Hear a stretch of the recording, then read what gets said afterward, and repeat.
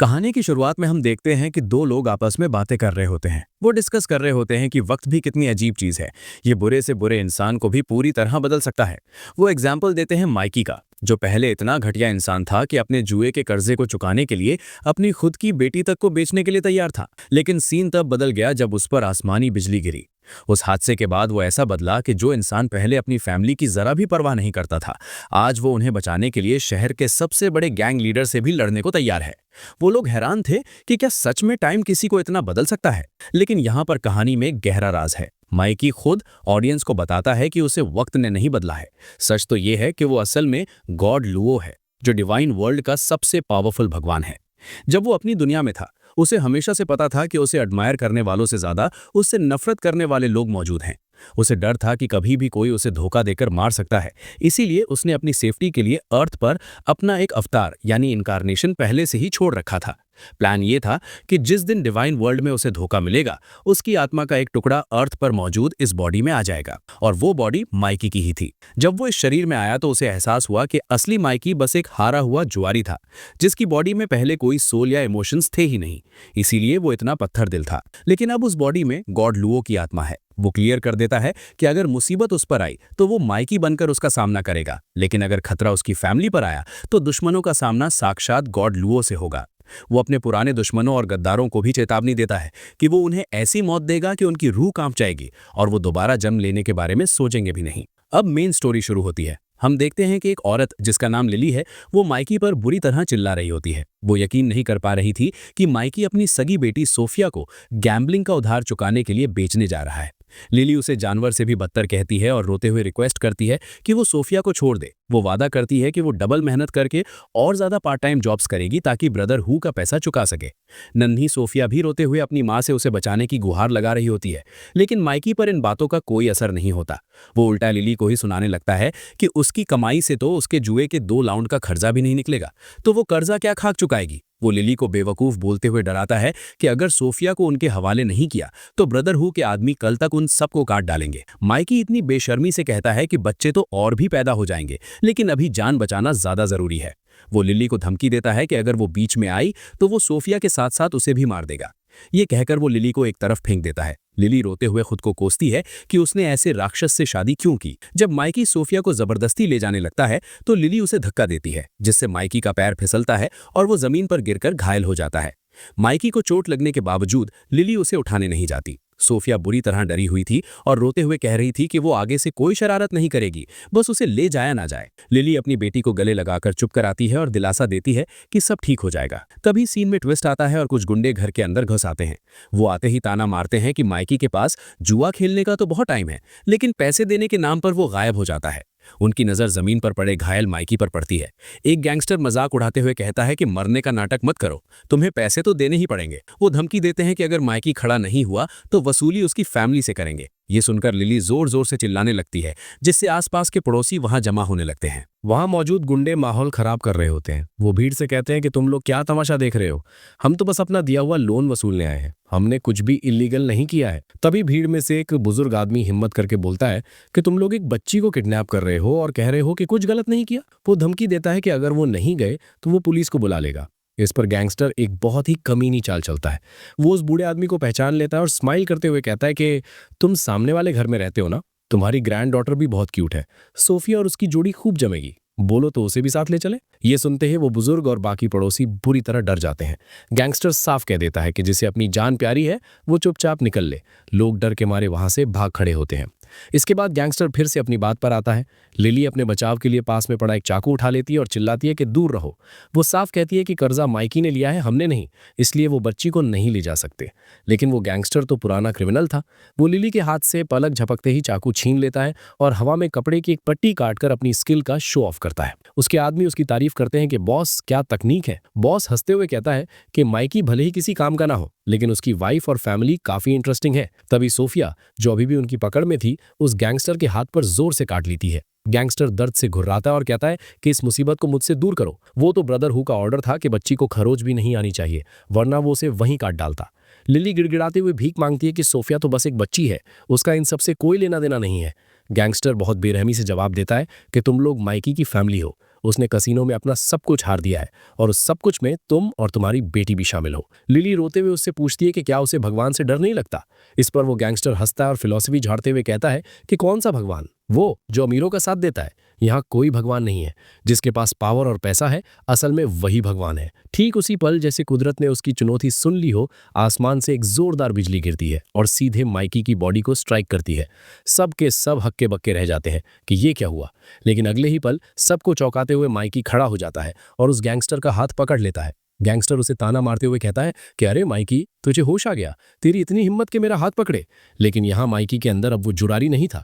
Mikey मन ही मन सोचता है कि उसका शक सही था। डिवाइन रेल्म के लोगों ने उसे धोखा दिया है। शुक्र है कि उसने इस मॉर्टल वर्ल्ड में अपना एक अवतार छोड़ रखा था। जैसे ही उसकी सूल को वहां चोट पहुंचाई गई, वो तुरंत इस बॉडी में आ गया। लेकिन उसे महसूस होता है कि ये शरीर बहुत कमजोर है और शायद लड़ाई की वजह से पहले ही काफी जख्मी है। माइकी बहुत ठंडी और भारी आवाज में बोलता है, सुन गंजे, मैं तुझे एक आखिरी मौका दे रहा हूं। उस बच्ची को छोड़ और अपने आदमियों को लेकर यहां से दफा हो जा। अगर तू अभी चला गया तो शायद तेरा कुछ फ्यूचर बच जाए, लेकिन अगर तू रुका तो मैं तुझे ऐसा नर्क दिखाऊंगा जहां मौत भी तुझे एक वरदान लगेगी। माइकी के मुंह से ऐसी बातें सुनकर सब सन्न रह जाते हैं। गैंगस्टर जोर से हंसने लगता है और अपने साथियों से कहता है कि देखो, माइकी में अचानक हिम्मत आ गई है। जो कल तक भीख मांगता था, आज वो आवाज उठा रहा है। वो माइकी पर अटैक करने के लिए आगे बढ़ता है ताकि उसका खेल हमेशा के लिए खत्म कर सके। लेकिन अगले ही सेकंड सीन पलट जाता है। माइकी उसका हाथ पकड़ता है और उसे बुरी तरह मरोड़ देता है। गैंगस्टर दर्द के मारे चीख पड़ता है, कमीने, तूने मेरा हाथ तोड़ दिया। माइकी की ये ताकत देखकर सब हैरान थे। गैंग का एक आदमी चिल्लाता है कि माइकी, तुझे अंदाजा भी है कि तेरा उधार कितना है? तेरी किडनी और ऑर्गन बेचने के बाद भी वो पूरा नहीं होगा। हमने तेरी जान बख्श दी थी, फिर भी तूने बॉस पर हाथ उठाया। अब तू नहीं बचेगा। लेकिन माइकी उनकी बातों को पूरी तरह इग्नोर कर देता है। वो गैंगस्टर के बॉस को बेरहमी से पीटता है और उसे उठाकर कचरे की तरह एक तरफ फेंक देता है। लड़ाई के बीच एक चमचा दौड़कर अपने बॉस के पास आता है और पूछने का नाटक करता है, बॉस आप ठीक तो हैं? फिर वो जोश में आके बाकी लोगों को ऑर्डर देता है कि पकड़ो इसे, मार डालो, इसे पता चलना चाहिए कि इसने किस पर हाथ उठाया है। लेकिन जैसे ही वो पीछे मुड़कर देखता है तो सन्नाटा छाया हुआ था। बाकी सारे गुंडे मौका देखते ही पहले ही दुम दबाकर भाग चुके थे। गैंगस्टर बॉस दांत पीसते हुए कहता है कि जिन लोगों को उसने 10 साल तक पाला, वो जरा सा खतरा देखते ही भाग खड़े हुए। उसे पहले ही पता था कि इन पर भरोसा करना बेकार है। अपनी इज्जत बचाने के लिए वो अपने सबसे भरोसेमंद आदमी हेमिंग को आवाज देता है और लालच देता है कि हेमिंग, अगर तूने इस कमीने को सबक सिखाया तो मैं तुझे पक्का प्रमोट कर दूंगा। लेकिन हेमिंग तो बॉस से भी 4 कदम आगे निकला। वो भागते भागते चल लाता है, सॉरी भाई, मैं जा रहा हूं ब्रदर हुई को बुलाने। जब आप खुद इसके सामने नहीं टिक पाए तो मेरी क्या औकात है? अब ब्रदर हुई ही आपका बदला लेंगे। अब वो बॉस वहां अकेला पड़ जाता है और उसे अपनी मौत सामने दिखाई देने लगती है। वो सोचता है कि अब ये मेरे साथ क्या करेगा। माइकी उसके पास आता है और बहुत शांति से पूछता है, कुछ कहना है? जो कहना है अभी कह लो, शायद दूसरा मौका ना मिले। ये सुनते ही वो गुंडा तुरंत माइकी के पैरों में गिर जाता और गिड़गिड़ाने लगता है। वो कहता है कि ब्रदर माइकी, मुझे माफ कर दो, ये सब मैंने अपनी मर्जी से नहीं किया, ये सब तो ब्रदर हुई के ऑर्डर्स थे। आप तो जानते ही हो कि अगर हम उसकी बात नहीं मानते तो वो हमारा क्या हाल करता। माइकी ठंडे दिमाग से फैसला लेता है। वो कहता है, ठीक है, मैं तुझे आज जान से नहीं मारूंगा। पहले मैं तेरी उस ब्रदर हुई को खत्म करूंगा जिस पर तुझे इतना घमंड है। जा और अपने उस कुत्ते को जाकर बोल देना कि मैं उसका इंतजार कर रहा हूं। बॉस को यकीन नहीं होता कि उसकी जान बच गई। वो बिना एक पल गवाए वहां से अपनी जान बचाकर भाग निकलता है। जब सब शांत हो जाता है तो लिली दबी हुई आवाज में पूछती है, माइकी, क्या ये सच में तुम ही हो? उसे यकीन नहीं हो रहा था कि उसका पति इतना बदल कैसे गया। वो सोफिया को जोर से गले लगा लेती है और रोते हुए माफी मांगती है कि उसकी वजह से बच्ची को इतनी तकलीफ हुई। लेकिन माइकी के पास इमोशनल होने का टाइम नहीं था।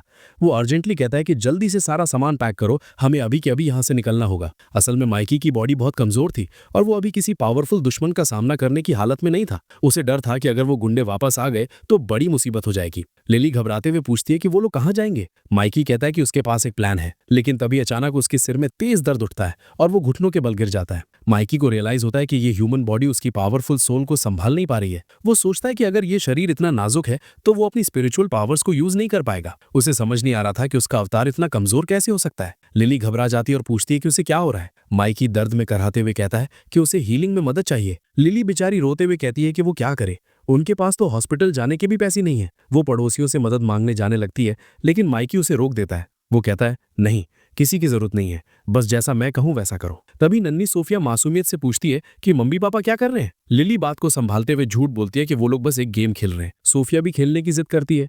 लेकिन लिली उसे प्यार से समझाकर सुला देती है कि अभी रात हो गई है, गेम कल खेलेंगे। सोफिया के सोने के बाद माइकी अपने रिकवरी मेथड यानी डुअल कल्टीवेशन का इस्तेमाल करके खुद को हील करना शुरू करता है। सीन शिफ्ट होता है और हम पहली बार ब्रदर हुई को देखते हैं। वो जिम में एक पंचिंग बैग पर प्रैक्टिस कर रहा होता है, लेकिन बैग बहुत अजीब तरीके से हिल रहा होता है। हुई हंसते हुए कहता है कि इंसानों को पंचिंग बैग में भरकर मारने का मजा ही कुछ और है, ये बेहतरीन सैंड बैग बनते हैं। उस बैग के अंदर से एक कमजोर आवाज आती है।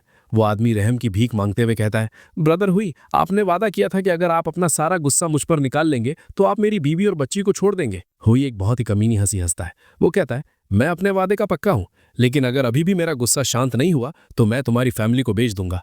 वैसे भी उनके ऑर्गन्स की कीमत मार्केट में अच्छी है। बैग के अंदर वाला आदमी खांसते हुए चिल्लाता है, तुम इंसान नहीं हो, गॉड सब देख रहा है, तुम्हें इसकी सजा जरूर मिलेगी। हुई मजाक उड़ाते हुए कहता है, गॉड तो मुझे सालों से देख रहा है, अगर उसने आज तक मेरा कुछ नहीं बिगाड़ा तो अब क्या कर लेगा। तभी उसके आदमी डरते हुए अंदर आते हैं और खबर देते हैं कि वो सोफिया को लाने में फेल हो गए। हुई का चेहरा लाल हो जाता है। वो कहता है, तुम गधों को इतने साल काम करते हुए हो गए, अभी तक नहीं पता कि मुझे फेलियर पसंद नहीं है। वो लड़की मुझे नहीं बल्कि मेरे बॉस को चाहिए थी। मैं अपनी बेइज्जती तो बर्दाश्त कर सकता हूँ, लेकिन अपने बॉस का ऑर्डर फेल होना नहीं। ये कहते ही वो पंचिंग बैग पर एक जोरदार मुक्का मारता है, जिससे अंदर वाले आदमी की मौके पर ही मौत हो जाती है। ये देखकर बाकी गुंडे थर-थर कांपने लगते हैं। हुई दहाड़ता है, तुम लोग एक मामूली कचरे को भी नहीं संभाल पाए। माइकी जैसा डरपोक जो रोज यहाँ जुए के पैसे मांगने आता था, तुम लोग उससे पिटकर आ गए। उनमें से गुंडा सफाई देते हुए बताता है कि बॉस, जब हम वहां गए तो वो बुरी तरह घायल था, लेकिन पता नहीं कैसे उस पर आसमानी बिजली गिरी और वो खड़ा हो गया। वो इतना पावरफुल हो गया था कि उसने हिलने की भी जहमत नहीं उठाई। उसने बस खड़े खड़े हमारे लीडर का हाथ पकड़कर तोड़ दिया। ब्रदर हुई धीरे से आगे बढ़ता और पूछता है, अच्छा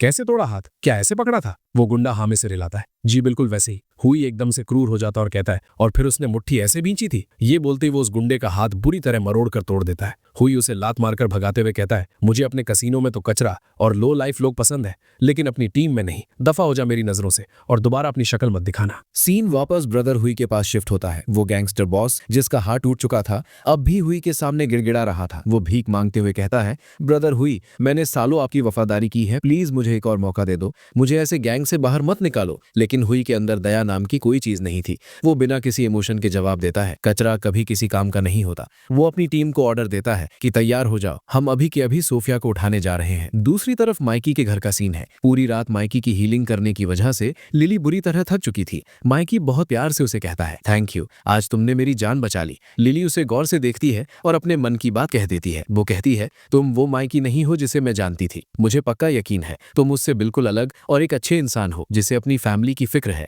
असली माइकी इसका ठीक उल्टा था। मुझे सच बताओ, तुम कौन हो, क्योंकि मैं मानने को तैयार नहीं हूं कि तुम वही पुराने माइकी हो। माइकी हल्का सा मुस्कुराता है और कहता है, तुम्हारी परख बहुत तेज है। सच कहूं तो मैं एक इमॉर्टल हूं जो डिवाइन वर्ल्ड से आया है। वहां मेरी जान को हमेशा खतरा रहता था। मुझे पता था कि एक न एक दिन कोई मुझे धोखा देकर मार देगा, इसीलिए मैंने इस मॉर्टल वर्ल्ड में अपना एक वेसल यानी एक खाली शरीर छोड़ रखा था। माइकी आगे समझाता है, जब मेरी सोल का आखिरी टुकड़ा बचा तो मैंने इस बॉडी पर कंट्रोल कर लिया। तुम कह सकती हो कि वो पुराना माइकी भी मैं ही था, लेकिन वो बिना आत्मा का शरीर था, इसीलिए उसके अंदर कोई इमोशंस नहीं थे और वो इतने घटिया काम करता था। लिली को अपने कानों पर यकीन नहीं होता। वो हैरानी से पूछती है, तो क्या तुम कह रहे हो कि तुम एक गॉड हो, वही गॉड जिसकी हम पूजा करते हैं? माइकी सिर हिलाकर कंफर्म करता है, हाँ वही गॉड जिसके लिए तुम अगरबत्ती जलाती हो। तभी सोफिया की नींद खुलती है। वो अपनी आंखें मलते हुए मासूमियत से पूछती है, मम्मी पापा क्या आपका गेम खत्म हो गया? मुझे बहुत जोर की भूख लगी है। लिली बात संभालते हुए मुस्कुराती है और उसे फ्रेश होने भेज देती है ताकि वो उसके लिए खाना बना सके। माइकी सोफिया को पास बुलाता है और बहुत प्यार से कहता है, सोफिया कल मैंने जो भी किया उसके लिए मुझे माफ कर दो, अब से डैड तुम्हें कभी तकलीफ नहीं देंगे। तभी माइकी और लिली दोनों के पेट से भूख की आवाज आती है और लिली हंसते हुए खाना बनाने चली जाती है। लिली और सोफिया को खुश देकर माइकी मन ही मन सोचता है, मेरा ये पिछला अवतार कितना बुरा था, इसने इतनी प्यारी फैमिली को कितना दुख दिया। इनकी हालत ऐसी है कि खाने में एक अंडा मिलना भी इनके लिए लग्जरी है, लेकिन अब जब मैं यहाँ हूँ तो इनकी लाइफ आसान बना दूंगा। माइकी एक गहरी बात सोचता है, कल्टीवेशन की दुनिया में मुझे सिखाया गया था कि इमोशंस सिर्फ रुकावट होते हैं, इसीलिए हजारों सालों की तपस्या में मैंने अपने जज्बातों को दबा कर रखा। किसी ने मुझे कभी नहीं बताया कि इमोशंस होना कैसा लगता है या फैमिली का साथ कितना सुकून देता है। वो कहते थे कि ये कमजोरी है, लेकिन इस फैमिली ने जो मुझे मिले अभी 24 घंटे भी नहीं हुए मुझे रियलाइज करवा दिया कि फैमिली कमजोरी नहीं होती। अगर आप अच्छे इंसान हो तो ये आपकी सबसे बड़ी ताकत बन जाती है। माइकी अभी ये सोच ही रहा था कि तभी धड़ाम दरवाजा एक जोरदार लात से खुलता है और ब्रदर हुई अंदर घुस आता है। हुई आते ही एक कुटिल स्माइल के साथ कहता है, मेरा स्वागत नहीं करोगे? माइकी पीछे मुड़ता है और पूछता है, पहले ये बताओ कि तुम हो कौन? हुई का चेहरा देखते ही लिली के हाथ से नूडल्स का कटोरा छूट जाता है। वो इतना डर गई थी, लेकिन माइकी माइकी फुर्ती से नूडल्स को हवा में ही कैच कर लेता है। माइकी शांति से पूछता है, ये कौन है और तुम इतना डर क्यों रही हो? लिली कांपते हुए फुसफुसाती है, ये ब्रदर हुई है। सोफिया डर के मारे अपनी माँ के पीछे छुप जाती है और कहती है, मम्मी ये अंकल बहुत डरावने हैं। माइकी उन्हें तसल्ली देता है, तुम लोग डर क्यों रहे हो? मैं मानता हूं कि अभी मैं अपनी स्पिरिचुअल पावर्स यूज नहीं कर सकता, लेकिन मैं इतना भी कमजोर नहीं हूं कि इन मामूली इंसानों से हार जाऊं। और वैसे भी जहां तक मुझे पता है इस दुनिया में कल्टीवेशन जैसी कोई चीज एग्जिस्ट नहीं करती। हुई हंसता है, तो तुम हो माइकी जैक्सन। मुझे मानना पड़ेगा, तुम उम्मीद से ज्यादा हैंडसम हो और जिगरा भी काफी है। इस पूरे शहर में मेरा पैसा उधार रखकर मेरे सामने नूडल्स खाने की हिम्मत किसी में नहीं है, लेकिन तुम बड़े कॉन्फिडेंस से मेरे सामने बैठे हो। माइकी बहुत ही ठंडे दिमाग से जवाब देता है, मुझे खाना खाते वक्त बात करना पसंद नहीं है। अभी के लिए यहाँ से निकलो। जहां तक तुम्हारे पैसों की बात है, जब मेरे पास होंगे मैं चुका दूंगा, तब तक मुझे परेशान करना बंद करो। लेकिन ब्रदर हुई बातों से मानने वाला नहीं था। वो अचानक माइकी पर एक जोरदार अटैक कर देता है। माइकी की आंखें फटी की फटी रह जाती हैं। वो हैरान था कि ये क्या मजाक है, इस आम इंसान के पास स्पिरिचुअल पावर कैसे हो सकती है। माइकी उस हमले को रोकने की कोशिश करता है, लेकिन वो पीछे की तरफ फिक जाता है। हुई ताना मारते हुए कहता है, बड़ा एटीट्यूड दिखा रहा था ना, तुझे जमीन पर वापस लाना जरूरी था। सोफिया रोते हुए चिल्लाती है, डैड आप ठीक तो है? हुई एक क्रूर हंसी हंसता है, तेरे डैड ने अभी अभी मेरा एक भारी पंच खाया है, वो ठीक कैसे हो सकता है? उसे भूल जा छोटी बच्ची, तुझे अब एक नई फैमिली मिलने वाली है। तभी हुई का एक आदमी कमीनेपन पर उतर आता है। वो पूछता है, बॉस आपको बच्ची चाहिए, लेकिन इस औरत का क्या करें? हुई बेशर्मी से स्माइल करता है और कहता है, मेरे साथ काम करने पर बोनस भी मिलता है, इसे अपना रिवॉर्ड समझ लो और रख लो। वो आदमी खुश होकर लिली की तरफ बढ़ता है। लिली डर के मारे चीखती है, माइकी प्लीज हमें बचाओ। अगले ही पल माइकी बिजली की रफ्तार से आगे लपकता है और अपने घुटने से उस आदमी के चेहरे पर इतना जोरदार वार करता है कि वो हवा में उड़ता हुआ दूर जा गिरता है। लिली राहत की सांस लेती है, शुक्र है तुम वापस आ गए। माइकी का चेहरा अब गंभीर था। वो मन ही मन सोचता है, ये गंजा आदमी बाकी गुंडों से बिल्कुल अलग है। मैं अपना गार्ड डाउन नहीं कर सकता, खासकर इस कमजोर बॉडी के साथ। मुझे इसके अंदर एक अजीब सी नेगेटिव एनर्जी महसूस हो रही है। इसे कहीं ना कहीं से एक्स्ट्रा पावर मिल रही है जो इसकी खुद की नहीं है। हुई उसे संभलने का मौका नहीं देता और दोबारा अटैक के लिए आगे बढ़ता है। वो कहता है, मानना पड़ेगा, मैंने तुझे कुछ ज्यादा ही हल्का समझ लिया था। माइकी उसके वार को डॉज कर लेता है, लेकिन हुई रुकता नहीं है। वो लगातार हमले करता रहता है। तभी माइकी रियलाइज करता है कि लिली और सोफिया ठीक उसके पीछे बैठी हैं। अगर वो हटा तो हमला उन पर लगेगा। मजबूरन उसे अपनी जगह पर डटे रहना पड़ता है और वो अपने हाथ से हमले को ब्लॉक करता है। माइकी दर्द से करहा उठता है। वो सोचता है, मैं इस कमजोर शरीर का क्या करूं? सिर्फ ब्लॉक करने से ही मेरी हड्डियां चटक रही हैं। हुई को ये बात समझ आ जाती है। वो खुशी से हंसता है, मुझे पक्का कुछ टूटने की आवाज आई है, अब समझा। तुम अपनी फैमिली को बचाने के लिए साइड नहीं हटोगे, है ना? अब जब मुझे तुम्हारी कमजोरी पता चल गई है तो मैं इतना बेशरम हूं कि मैं बार बार तुम्हारी फैमिली पर ही वार करूंगा। माइकी मजबूर होकर हर अटैक को अपनी बॉडी पर झेलने लगता है। हुई को इसमें मजा आने लगता है। वो कहता है, तुझसे लड़ने में तो मजा आ रहा है। आमतौर पर लोग मेरी 10% पावर में ही मर जाते हैं, लेकिन तुझ पर मैंने 80% पावर यूज कर ली है और तू अभी भी खड़ा है। अभी तुझे मरने की परमिशन नहीं है। मैं तुझ पर अपनी पूरी पावर टेस्ट करना चाहता हूँ। माइकी समझ जाता है कि वो ऐसे नहीं जी पाएगा। वो सोचता है, ये कमजोर शरीर उसे सीधी टक्कर नहीं दे सकता, खासकर जब मुझे लिली और सोफिया को भी प्रोटेक्ट करना है। लगता है अब मुझे अपनी इनर टेक्निक यूज करनी ही पड़ेगी। ये सोचते ही माइकी अपनी इनर पावर एक्टिवेट करता है और अपने स्पिरिचुअल सी यानी अपनी आत्मा की दुनिया में चला जाता है। यहाँ माइकी एक मास्टर प्लान बनाता है। वो सोचता है, मेरी पिछली लाइफ में मैंने हजारों मार्शल आर्ट्स टेक्निक मास्टर की थी और मुझे वो सब अब भी याद है, लेकिन प्रॉब्लम ये है कि ये बॉडी अभी उन्हें झेल नहीं सकती। तो मैं अपने स्पिरिचुअल सी के अंदर इस बॉडी को ट्रेन करूंगा जब तक कि ये उन टेक्निक्स को सही से परफॉर्म ना कर ले। अच्छी बात यह है कि यहाँ का टाइम अलग चलता है। रियल वर्ल्ड का 1 सेकेंड यहाँ के 10 साल के बराबर है, यानी मेरे पास मार्शल आर्ट्स की प्रैक्टिस करने के लिए पूरे 10 साल है। जब माइकी अपनी आंखें खोलता है तो हुई अभी भी उस पर अटैक कर रहा था। हुई उसका मजाक उड़ाते हुए कहता है, मैंने सुना था कि कबूतर बिल्ली को देकर आंखें बंद कर लेता है, लेकिन आज पहली बार देख रहा हूं कि कोई डर के मारे आंखें बंद कर रहा है। और तूने अपना सिर ऐसे क्यों पकड़ रखा था? क्या तू गोकू की तरह टेलीपोर्ट करने का प्लान बना रहा था? ठीक उसी पल जब हुई का पंच लगने वाला था, माइकी उसे बड़ी आसानी से डिफ्लेक्ट कर देता है। माइकी बहुत शांति से कहता है, ये मेरा मार्शल आर्ट्स ट्रांसम्यूटेशन फोर्स है। इसका इस्तेमाल करके मैं आने वाले किसी भी अटैक की दिशा बदल सकता हूँ, और क्योंकि ये बॉडी अब ट्रेन हो चुकी है, ये इस टेक्निक को सही तरीके से परफॉर्म कर सकती है। हुई को अपनी आंखों पर यकीन नहीं होता। वो शॉक्ड रह जाता है। ये क्या हुआ? मैंने तो सीधा पंच मारा था, ये मुड़ कैसे गया? माइकी उसे सोचने का मौका नहीं देता और तुरंत काउंटर अटैक शुरू कर देता है। वो कहता है, और ये मेरी डिवाइन लेवल बॉक्सिंग टेक्निक है जिसे मैंने अपने स्पिरिचुअल सी के अंदर 20 साल तक प्रैक्टिस किया है। हुई बुरी तरह घबरा जाता है। ये अचानक इतना कैसे बदल गया? मेरे अटैक्स इस पर काम ही नहीं कर रहे और इसके वार मुझे असली डैमेज दे रहे हैं। ब्रदर हुई अपनी हार को मानने के लिए तैयार नहीं था। वो अपनी बची खुची ताकत से माइकी के लोअर बॉडी पर अटैक करता है और चिल्लाता है, आज तो मैं तुझे पूरी तरह खत्म कर दूंगा। लेकिन माइकी इसकी किक को आसानी से ब्लॉक कर लेता है। माइकी कहता है, अब समय आ गया है स्टेट ऑफ परफेक्ट हार्मनी का इस्तेमाल करने का। ये कहते ही माइकी तेजी से आगे बढ़ता है और अपनी दोनों कोनियों से हुई के पेट पर इतना जोरदार वार करता है कि हुई दर्द के मारे करह उठता है। अपनी हालत खराब होती देख हुई अपने आदमियों पर चिल्लाता है, तुम लोग क्या तमाशा देख रहे हो, मारो इसे, इस कमीने के टुकड़े टुकड़े कर दो। उसके सारे गुंडे एक साथ माइकी की तरफ दौड़ते हैं, ये कहते हुए कि तेरी हिम्मत कैसे हुई हमारे बॉस पर हाथ उठाने की। माइकी एकदम शांत रहता है। वो कहता है, ये मेरा कंप्लीट मार्शल अलाइनमेंट है। मैंने अपने स्पिरिचुअल सी में 50 साल तक मार्शल आर्ट्स की ट्रेनिंग की है, इसीलिए अब मेरे पास एक परफेक्ट मार्शल बॉडी है। तुम 100 लोग भी एक साथ आ जाओ तब भी मेरा कुछ नहीं बिगाड़ पाओगे। और सच में वही होता है। माइकी उन गुंडों को एक एक करके पकड़ता है और हवा में ऐसे उछालता है जैसे वो कोई खिलौने हो। ब्रदर हुई ये देखकर पागल हो जाता है। वो चीखता है, ये तू कैसे कर रहा है? तेरी असली ताकत तो बड़ी नहीं है, फिर भी तू पहले से इतना ज्यादा स्ट्रांग कैसे हो गया? डर के मारे हुई अपना आखिरी पत्ता खेलता है। वो धमकी देता है, मुझे हाथ मत लगाना, मेरे पीछे बहुत पावरफुल लोग हैं। मैं यंग मास्टर के लिए काम करता हूँ। अगर तूने मेरा कुछ भी बिगाड़ा तो वो तुझे कभी माफ नहीं करेंगे। माइकी उसकी धमकी को हवा में उड़ा देता है। वो ठंडे स्वर में पूछता है, बार बार यंग मास्टर का नाम क्यों ले रहे हो? क्या तुम खुद कुछ नहीं कर सकते? और अगर खुद कुछ नहीं कर सकते तो यहाँ आए ही क्यों थे? इसके बाद माइकी अपनी थर्ड आई खोलता है। ये देखकर ब्रदर हुई की हालत खराब हो जाती है। वो घबराकर कहता है, तुमने हमें उकसाकर बहुत बड़ी गलती कर दी है। मुझे मारने का मतलब है यंग मास्टर से दुश्मनी मोल लेना, और मैं गारंटी देता हूं कि तुम उनका सामना नहीं कर पाओगे। माइकी धीरे से अपना हाथ हुई की तरफ बढ़ाता है। हुई पूरी तरह कंट्रोल खो देता है और चिल्लाता है, नहीं, मुझे मत मारो। लेकिन माइकी उसे मारता नहीं है, बल्कि उसके शरीर के अंदर मौजूद सारी डार्क एनर्जी को खींचकर बाहर निकाल लेता है। जैसे ही वो एनर्जी बाहर निकलती है, हुई घुटनों के बल गिर जाता है। वो दहशत में पूछता है, ये तुमने क्या किया? मेरे शरीर की सारी ताकत गायब कैसे हो गई? माइकी बहुत शांति से जवाब देता है, मुझे पहले ही पता था, तुम असल में इतने पावरफुल नहीं थे। ये चीज तुम्हारी मदद कर रही थी। तभी माइकी के हाथ में एक पुराना कॉइन दिखाई देता है, जिसमें से एक ईविल स्पिरिट बाहर निकलती है। वो स्पिरिट माइकी पर हमला करने की कोशिश करती है, लेकिन जैसे ही उसे माइकी की असली ताकत का एहसास होता है, वो डर के मारे जम जाती है। वो स्पिरिट मनी मन सोचती है, इसके अंदर तो गॉड लुओ की पावर है, मैं इससे पंगा नहीं ले सकती। माइकी समझ जाता है कि माजरा क्या है। वो एक्सप्लेन करता है, इस सिक्के के अंदर एक ईविल स्पिरिट सील थी, जो हुई की बॉडी को कंट्रोल कर रही थी। एक ईविल स्पिरिट तुम्हें बहुत ज्यादा ताकत तो देती है, लेकिन बदले में वो तुम्हारी उम्र सोख लेती है। तुम फिजिकली स्ट्रांग तो बन जाते हो, लेकिन तुम्हारी उम्र तेजी से घटने लगती है। माइकी हुई की तरफ इशारा करते हुए कहता है, ये आदमी दिखने में 60 साल का लग रहा है, लेकिन असलियत में इसकी उम्र सिर्फ 30 साल है। इसीलिए मैं हैरान था कि इसके जैसा मामूली आदमी मुझ पर प्रेशर कैसे डाल रहा था। ये कल्टीवेटर की पावर नहीं, बल्कि उधार की ताकत यूज कर रहा था।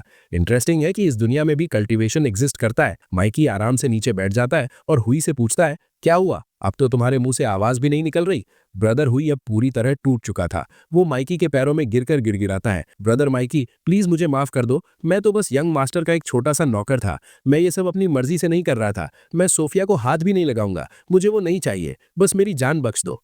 माइकी उसे घृणा से देखकर कहता है, अपने आदमियों को लो और यहाँ से दफा हो जाओ। मैं जैसे कीड़े को मारकर अपने हाथ गंदे नहीं करूंगा। और हाँ, अपने उस यंग मास्टर को जाकर मेरा मैसेज दे देना, अगर उसने मेरी फैमिली के पीछे आया तो मैं उसके पीछे आऊंगा। मैं तो अपनी फैमिली को बचा लूंगा, लेकिन वो अपने लोगों को नहीं बचा पाएगा। जैसे ही खतरा टलता है, नन्ही सोफिया खुशी से दौड़कर माइकी के गले लग जाती है। वो चहकते हुए कहती है, मेरे हैंडसम डैड दुनिया के बेस्ट डैड हैं। आप फाइट भी बहुत अच्छी करते हो। वो प्यार से माइकी को किस करती है। माइकी को पहली बार कुछ अलग महसूस होता है। वो सोचता है, ये बस एक मॉडल बच्ची है। डिवाइन वर्ल्ड में ऐसे लोगों को नीची नजर से देखा जाता है, लेकिन सच कहूं तो जब ये बच्ची मेरे पास आती है तो मुझे बहुत अच्छा लगता है। माइकी मुस्कुराते हुए पूछता है, क्या मैं सच में हैंडसम हूँ? सोफिया प्राउडली जवाब देती है, आपको पता है, सब कहते हैं कि आप भले ही बाकी कामों में बेकार हो, लेकिन दिखने में बहुत अच्छे हो। और पता है क्या, मैं बिल्कुल आपकी जैसी दिखती हूँ। तभी लिली चिंता जताते हुए बीच में टोकती है, माइकी, हमें यहाँ से चलना चाहिए। कल तुम्हारी हीलिंग के चक्कर में मैं ब्रदर हुई के बारे में तो भूल ही गई थी। अब तुमने उसे जाने दिया है तो वो पक्का और ज्यादा आदमियों के साथ वापस आएगा। ये मुसीबत बढ़ती जाएगी। माइकी उसे शांत करते हुए कहता है, डरने की कोई बात नहीं है। सच कहूं तो अगर मैं चाहता तो उसे वहीं मार सकता था, लेकिन मैंने जानबूझकर उसे जाने दिया। लिली हैरान रह जाती है, जानबूझकर? तुमने ऐसा क्यों किया माइकी? माइकी राज खोलता है। वो समझाता है, इस दुनिया में स्पिरिचुअल एनर्जी बहुत कम हो गई है। अगर कोई मेडिटेशन के जरिए कल्टीवेट करने की कोशिश करेगा तो उसे सालों लग जाएंगे और फिर भी कुछ खास हासिल नहीं होगा। दूसरी तरफ ब्रदर हुई जैसे लोग इविल सोर्सेस का इस्तेमाल करके जल्दी पावर हासिल कर लेते हैं। वो आगे बताता है, ये सब उस समय से चला आ रहा है जब इंसानों की दुनिया और इमॉर्टल वर्ल्ड अलग हुए थे। उस वक्त कई पावरफुल फैमिलीज ने इमॉर्टल वर्ल्ड के कुछ टुकड़े अपने पास बचा कर रख लिए थे। वो इविल स्पिरिट उन्हीं में से एक थी। अब जब वो हमारे हाथ लग गई है तो ये हमारी कल्टीवेशन में बहुत मदद करेगी। लिली कंफ्यूज होकर पूछती है, हमारी कल्टीवेशन? तुम्हारा क्या मतलब है? माइकी सिर हिलाकर कहता है, हाँ, हमारी कल्टीवेशन। सिर्फ मैं पावरफुल नहीं बनूंगा, मेरी पूरी फैमिली साथ में पावरफुल बनेगी। आज से हम सब मिलकर इमॉर्टैलिटी की राह पर चलेंगे। सोफिया की आंखों में चमक आ जाती है। वो एक्साइटमेंट के साथ पूछती है, डैड, मैंने नॉवेल्स में पढ़ा है कि कल्टीवेटर्स आसमान में उड़ सकते हैं, क्या हम भी उड़ पाएंगे? माइकी मुस्कुराते हुए वादा करता है, हाँ बिल्कुल, बहुत जल्द हम तीनों आसमान की सैर करेंगे। सोफिया खुशी से तालियां बजाने लगती है कि ये तो बहुत मजेदार होगा। लेकिन लिली के मन में अभी भी एक सवाल था। वो झिझकते हुए पूछती है, लेकिन माइकी, सोफिया और मैं कल्टीवेशन कैसे करेंगे? मैंने आज तक सिर्फ किताबों में इसके बारे में पढ़ा है, रियल लाइफ में तो मैं पहली बार सुन रही हूँ। माइकी बहुत प्यार से समझाता है, देखो, सोफिया अभी बहुत छोटी है। डिवाइन वर्ल्ड में बच्चे इसी उम्र में कल्टीवेशन शुरू कर देते हैं। अगर मैं इसे एक एलिक्सिर दे दूं तो इसकी बॉडी कल्टीवेशन के लिए एकदम परफेक्ट हो जाएगी, इसे कोई परेशानी नहीं होगी। सोफिया फिर से बीच में बोल पड़ती है, डैड, क्या एलिक्सिर कैंडी जैसा होता है? अगर वो टेस्टी हुआ तो क्या मैं ढेर सारा खा सकती हूँ? माइकी हंसते हुए कहता है, अगर तुम्हें कैंडी पसंद है तो मैं एलिक्सिर का टेस्ट बिल्कुल कैंडी जैसा बना दूंगा। सोफिया खुश हो जाती है कि तब तो कल्टीवेशन करने में बहुत मजा आएगा। माइकी फिर लिली की तरफ मुड़ता है और कहता है, जहां तक हम बड़ों की बात है, हम ऑलरेडी ग्रो कर चुके हैं, इसलिए हमारे लिए कल्टीवेशन इतना आसान नहीं होगा। लेकिन हमारे पास पावरफुल बनने का एक बहुत फास्ट तरीका है। माइकी थोड़ा शरारती अंदाज में कहता है, और मुझे नहीं लगता कि मुझे इसे एक्सप्लेन करने की जरूरत है, क्योंकि हम उस तरीके को पहले ही यूज कर चुके हैं। हमें टाइम वेस्ट नहीं करना चाहिए, दुश्मन कभी भी आ सकते हैं। सोफिया जो अभी बच्ची है, इन बातों का मतलब नहीं समझती। वो मासूमियत से कहती है, मम्मी पापा, अगर आप लोग कल्टीवेशन करने वाले हो तो मैं बाहर खेलने जा रही हूँ। माइकी हामी भरता है, ठीक है, तो चलो शुरू करते हैं। इसके बाद वो दोनों अपनी कल्टीवेशन प्रैक्टिस शुरू कर देते हैं। अब सीन शिफ्ट होता है और हम पहली बार शहर के एक आलीशान क्लब का नजारा देखते हैं। वहां एक यंग मास्टर बड़े आराम से सोफे पर बैठकर गाना गा रहा था। तभी ब्रदर हुई बदहवास हालत में अंदर दौड़ता हुआ आता है। हुई घबराते हुए कहता है, यंग मास्टर, एक बहुत बड़ी गड़बड़ हो गई है। यंग मास्टर, जिसका नाम जी है, वो बहुत शांत रहता है। वो कहता है, तुम्हारी स्पीड देखकर लग रहा है कि तुमने मेरा काम पूरा कर दिया है। चिंता मत करो, तुम्हें बेहतरीन रिवॉर्ड मिलेगा। लेकिन हुई डर के मारे उसके पैरों में गिर पड़ता है। वो कहता है, यंग मास्टर, प्लीज मुझे माफ कर दीजिए, मैं फेल हो गया। जैसा आपने कहा था, हमने उस बच्ची के पिता माइकी को घेर लिया था। वो अपनी बेटी सौंपने ही वाला था। वो माइकी जिसे हम जानते थे, वो तो डरपोक और कमजोर था। लेकिन जब हम बच्ची को लेने गए तो अचानक उसके अंदर कोई अजीब सी ताकत आ गई। हुई आगे सफाई देता है, उसने मेरे आदमियों को चुटकियों में पीट दिया। मुझे लगा शायद कोई गलती हुई होगी, तो मैं और ज्यादा आदमियों को लेकर वापस गया, लेकिन उसने हमें फिर से हरा दिया, वो भी बिना किसी मेहनत के। इसीलिए मैं यहाँ आया हूँ, हम उसे नहीं हरा सकते। यंग मास्टर, अब आपको ही कुछ करना होगा। गुस्से में यंग मास्टर जी अपने हाथ में पकड़ा माइक्रोफोन चकनाचूर कर देता है। ये देखकर हुई की जान निकल जाती है। वो गिड़गिड़ाता है, यंग मास्टर, कसम से ऐसी गलती दोबारा नहीं होगी। यंग मास्टर जी हल्का सा हंसता है। वो कहता है, लगता है तुम्हें मैं छोटी सोच वाला इंसान लगता हूँ। तुमने सालों मेरी वफादारी से सेवा की है, गलतियां तो होती रहती हैं। आज मैं तुम्हें तुम्हारे फेलियर की सजा दूंगा, लेकिन उससे पहले तुम्हारी वफादारी का इनाम भी दूंगा। देख लो तुम्हारा यंग मास्टर कितना दरिया दिल है। जी इशारा करता है और कहता है, तुम्हारी सर्विस के बदले मैं तुम्हें ये औरत इनाम में देता हूँ। ये जिंदगी भर तुम्हारी सेवा करेगी। हुई खुशी से पागल हो जाता है और बार बार झुकर थैंक यू बोलता है। वो सोचता है कि वो खामखा डर रहा था। यंग मास्टर तो बहुत अच्छे हैं। वो वादा करता है कि ये उसकी आखिरी गलती होगी। यंग मास्टर अपना हाथ उठाता है और ठंडे दिमाग से कहता है, हाँ, ये सच में तुम्हारी आखिरी गलती होगी। अचानक हुई को कुछ अजीब महसूस होता है। वो घबराकर पूछता है, यंग मास्टर, आप ये क्या कर रहे हैं? मेरा शरीर जम क्यों रहा है? क्या मैंने कुछ गलत किया? जी बहुत क्रूरता से जवाब देता है, लगता है तुमने मेरी बात ध्यान से नहीं सुनी। मैं सक्सेस पर रिवॉर्ड देता हूं जो तुम्हें मिल गया, लेकिन अब बारी है पनिशमेंट की। मैंने तुम्हें एक जरूरी मिशन दिया था और तुम फेल हो गए। सिर्फ फेल ही नहीं हुए, तुमने वो मैजिकल आर्टिफैक्ट भी खो दिया जो मैंने तुम्हें दिया था। क्या तुम्हें सच में लगता है कि तुम अभी भी जीने के लायक हो? ऐसी गलती की सिर्फ एक ही सजा है और वो है मौत। बोलते बोलते जी अपनी पावर का इस्तेमाल करता है और हुई की सोल को उसके शरीर से खींच लेता है और उसे निगल जाता है। वो बहुत रूखेपन से कहता है, अगर छोटे मोटे काम भी मुझे खुद ही करने पड़ेंगे तो फिर तुम किस काम के थे? पास खड़ी लड़की जो रिवॉर्ड के तौर पर दी गई थी, वो डरते डरते पूछती है, यंग मास्टर जी, अगर यहाँ मेरे लिए कोई काम नहीं है तो क्या मैं जा सकती हूँ? जी उसे घूरते हुए डांटता है, जा सकती हो? तुम मुझसे क्यों पूछ रही हो? क्या तुम भूल गई कि अब तुम्हारा मास्टर कौन है? मैं अब तुम्हारा मास्टर नहीं हूँ, ये गंजा आदमी तुम्हारा नया मास्टर है। अब से जो ये कहेगा तुम वही करोगी। इसके साथ ही जी अपनी कॉर्प्स रिफाइनिंग टेक्निक का इस्तेमाल करके हुई की बेजान लाश को एक ज़ॉम्बी में बदल देता है। अचानक ब्रदर हुई की बॉडी में एक जबरदस्त एनर्जी का बहाव होता है और वो झटके से खड़ा हो जाता है। पास खड़ी लड़की की हालत खराब हो जाती है। वो मन ही मन सोचती है, ये क्या हुआ? ये आदमी मरा हुआ था, ये वापस जिंदा कैसे हो गया? और ये मुझे ऐसे क्यों घूर रहा है? लेकिन इससे पहले कि वो कुछ समझ पाती, ज़ॉम्बी बना हुई आगे बढ़ता है और बिना किसी हिचकिचाहट के उसे जान से मार देता है। मारने के बाद वो एक अजीब सी आवाज में बड़बड़ाता है, मुझे भूख लगी है, मुझे खाने के लिए कुछ चाहिए। यंग मास्टर जी बहुत ही शांत और क्रूर तरीके से कहता है, मैंने तुम्हें रिवॉर्ड दिया तो है, जो तुम्हारे कदमों में पड़ा है उसे खा लो। जब पेट भर जाए तो चुपचाप जाना और मेरा काम कर देना। अब सीन शिफ्ट होता है और हम वापस माइकी के घर का नजारा देखते हैं। वहां माइकी और लिली कल्टीवेशन कर रहे थे। प्रोसेस के दौरान उनकी बॉडी से सारी इम्प्योरिटीज यानी गंदगी काले धुएं की तरह बाहर निकल रही थी। जैसे ही प्रोसेस खत्म होता है, लिली बुरी तरह थककर बिस्तर पर गिर जाती है। वो हाफते हुए कहती है, मैं तो पूरी तरह टूट गई हूँ, बहुत थकान हो रही है। माइकी पूछता है, लेकिन तुम्हें महसूस कैसा हो रहा है? लिली एक गहरी सांस लेती है और जवाब देती है, सच कहूं तो मुझे बहुत हल्का और कंफर्टेबल फील हो रहा है। आज से पहले मैंने इतना रिलैक्स्ड कभी महसूस नहीं किया। मेरे कमर का वो दर्द जो सालों से मुझे परेशान कर रहा था, वो पूरी तरह गायब हो गया है। माइकी समझाता है, हमने अभी अभी जो तकनीक इस्तेमाल की उससे हमारे शरीर की सारी गंदगी बाहर निकल गई है। अब हमारी बॉडी लगभग सोफिया जैसी प्योर हो चुकी है। जैसे जैसे हम आगे कल्टीवेट करेंगे, हम और ज्यादा स्ट्रांग होते जाएंगे। लिली थोड़ी हिचकिचाहट के साथ पूछती है, क्या हमें अभी भी कल्टीवेशन जारी रखना जरूरी है? क्या आज के लिए इतना काफी नहीं है? माइकी सीरियस हो जाता है, सीरियसली लिली, हमें नहीं पता कि दुश्मन कब आ धमके। बॉडी को प्योरीफाई करने से हम हेल्दी तो हो गए हैं, लेकिन दुश्मनों का सामना करने के लिए अभी हम काफी नहीं है। खासकर तुम्हें और स्ट्रांग होना पड़ेगा, ताकि जब मैं लड़ रहा हूं तो तुम सोफिया को प्रोटेक्ट कर सको। हमारा अगला टारगेट है की रिफाइनिंग रेल्म तक पहुंचना। लिली चिंता जताते हुए कहती है, मैंने टीवी शोज में देखा है कि की रिफाइनिंग लेवल तक पहुंचने में लोगों को बहुत लंबा वक्त लगता है। हम इतनी जल्दी वहां कैसे पहुंच सकते हैं? माइकी हामी भरता है, हाँ तुम सही कह रही हो। अगर हम सिर्फ नेचुरल एनर्जी को एब्जॉर्ब करके आगे बढ़ेंगे तो हमें सालों लग जाएंगे, लेकिन हमारे पास लंबा रास्ता चुनने का टाइम नहीं है। माइकी आगे बताता है, डिवाइन वर्ल्ड में मैंने हजारों तकनीकें सीखी थी। मुझे पता चला कि अगर कुछ खास तरीकों को मिला दिया जाए तो कल्टीवेशन की स्पीड बढ़ाई जा सकती है। वो अपनी जेब से वो पुराना सिक्का निकालता है और कहता है, इस टोकन को देखो, इसके अंदर उस ईवल स्पिरिट की एनर्जी कैद है। अगर हम इस एनर्जी को सही से प्योरीफाई कर लें तो हम एक ही रात में की रिफाइनिंग लेवल तक पहुंच सकते हैं। लिली घबराते हुए पूछती है, लेकिन तुमने तो कहा था कि इसमें ईविल एनर्जी है, अगर वो हमारे अंदर चली गई तो क्या प्रॉब्लम नहीं होगी? माइकी बहुत ही शांति से उसे कल्टीवेशन की क्लास देता है।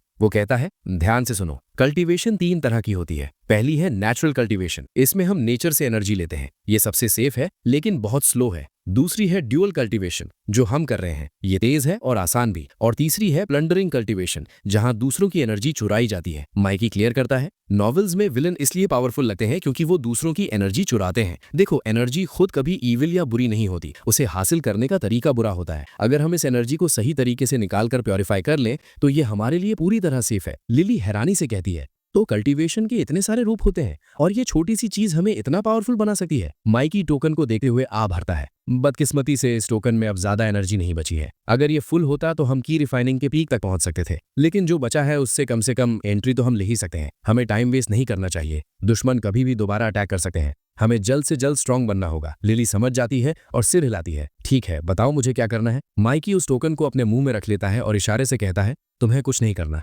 बस मेरे इंस्ट्रक्शंस को फॉलो करो। इसके साथ ही वो उस टोकन की एनर्जी को अपने और लिली के बीच में शेयर करना शुरू कर देता है। थोड़ी देर बाद लिली की आंखों में हैरानी साफ दिखाई देती है। वो एक्साइटेड होकर कहती है, मुझे अपनी बॉडी के अंदर एक बिल्कुल अलग तरीके की एनर्जी महसूस हो रही है। ऐसा लग रहा है जैसे मुझे कोई नई पावर मिल गई है। तुम्हारा तरीका सच में काम कर गया। डुअल कल्टीवेशन तो बहुत फास्ट और सिंपल है। माइकी उसे करेक्ट करते हुए कहता है, ये सिंपल इसलिए लगा क्योंकि मुझे तुम पर भरोसा है। कल्टीवेशन की दुनिया में डुअल कल्टीवेशन को सबसे ज्यादा खतरनाक माना जाता है। वो आगे समझाता है, आमतौर पर एक कल्टीवेटर अकेले एनर्जी स्टोर करता है, लेकिन इसमें 2 लोग एक साथ एनर्जी शेयर करते हैं। अगर दोनों में से किसी एक के मन में भी जरा सा लालच आ जाए तो पूरा प्रोसेस बर्बाद हो जाता है। इसमें भरोसा ही सब कुछ है। बहुत से लोग पावरफुल तो बने, लेकिन जैसे ही लालच आया दोनों पार्टनर मारे गए। लिली धीमी आवाज में पूछती है, तुम कहते हो भरोसा जरूरी है, लेकिन तुम तो अभी अभी इमॉर्टल वर्ल्ड से आए हो, तो मुझ पर इतना आंख मूंद कर भरोसा कैसे कर सकते हो? तुम एक गॉड हो और मैं एक मामूली इंसान। अगर मेरे मन में लालच आ जाता तो? माइकी बहुत प्यार से जवाब देता है, जैसा मैंने तुम्हें बताया,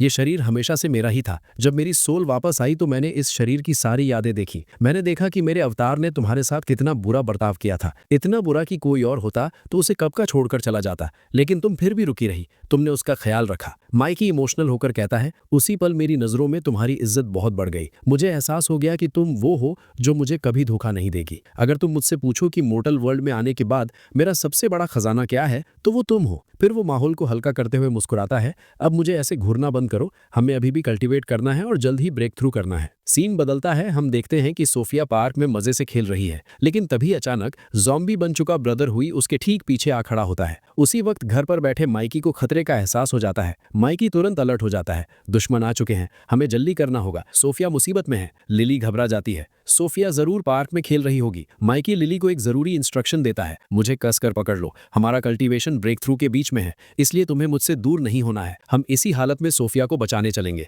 बस मुझे छोड़ना मत। दूसरी तरफ पार्क में ज़ॉम्बी हुई सोफिया पर हमला करने के लिए आगे बढ़ता है। ठीक उसी वक्त माइकी बिजली की रफ्तार से वहां पहुंचता है और एक जोरदार किक मारकर हुई को दूर फेंक देता है। सोफिया रोते हुए कहती है, डैड ये मॉन्स्टर बहुत डरावना है, इसने मुझे डरा दिया। माइकी उसे दिलासा देता है, डरो मत, डैड आ गए हैं ना, बस अपनी आंखें बंद करो और मेरे पीछे खड़ी हो जाओ। जब तुम आंखें खोलोगी तो ये ज़ॉम्बी अंकल फिर से अच्छे इंसान बन जाएंगे। अब हमारा फोकस ब्रदर हुई पर जाता है, जो माइकी को देखते ही गुस्से से पागल हो जाता है।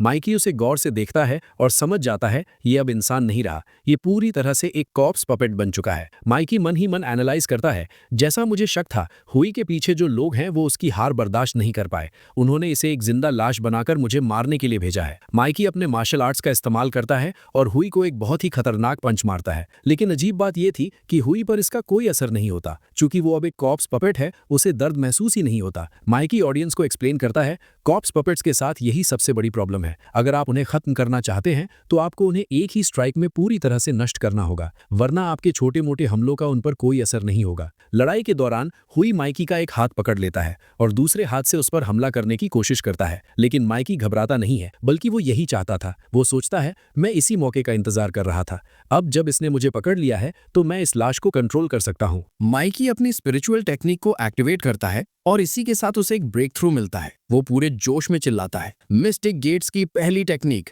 Evil breaker. सिर्फ एक बार और वो खौफनाक कॉप्स पपेट जमीन पर ढेर हो जाता है। माइकी तुरंत लिली की तरफ मुड़ता है और पूछता है, लिली तुम ठीक तो हो? लिली राहत की सांस लेती है, हाँ तुम्हारी वजह से हम बिल्कुल सेफ हैं। नन्ही सोफिया मासूमियत से पूछती है, मम्मी पापा क्या वो मॉन्स्टर हार गया? माइकी मुस्कुराते हुए उसे याद दिलाता है, मैंने कहा था ना, जब तुम अपनी आंखें खोलोगी तब तक वो मॉन्स्टर हार चुका होगा। लेकिन लिली अभी भी कंफ्यूज थी। वो पूछती है, वो ब्रदर हुई ही था ना, वो इतना अजीब बर्ताव क्यों कर रहा था, जैसे कोई जानवर हो? माइकी एक्सप्लेन करता है, जाहिर है वो अजीब बर्ताव करेगा, वो अब इंसान नहीं बल्कि एक रिफाइंड कॉप्स बन चुका है। लिली पूछती है, क्या वो उन ज़ॉम्बीज की तरह है जो हम टीवी पर देखते हैं? माइकी सिर हिलाकर मना करता है, नहीं, तुम इन्हें ज़ॉम्बी नहीं कह सकती। ज़ॉम्बीज बहुत ज्यादा ताकतवर होते हैं, इन्हें तुम बस पपेट समझो। जब कोई ज़ॉम्बी बनता है तो उसकी पावर कई गुना बढ़ जाती है, लेकिन एक कॉप्स पपेट के पास उतनी ही ताकत होती है जितनी उसके पास जिंदा रहते वक्त थी। फर्क बस इतना है कि इनकी सोल निकाल ली जाती है, इसलिए इन्हें दर्द महसूस नहीं होता। माइकी अभी ये समझा ही रहा था